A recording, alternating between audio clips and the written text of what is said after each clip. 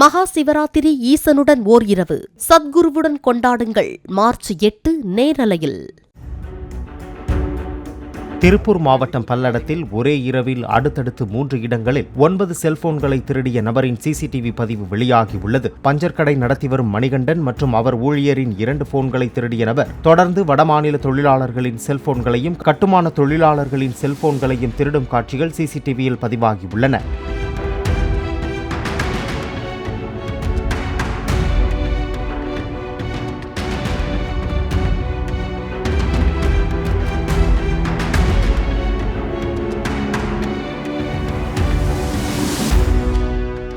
மகா சிவராத்திரி ஈசனுடன் ஓர் இரவு சத்குருவுடன் கொண்டாடுங்கள். மார்ச் 8 நேரலையில்.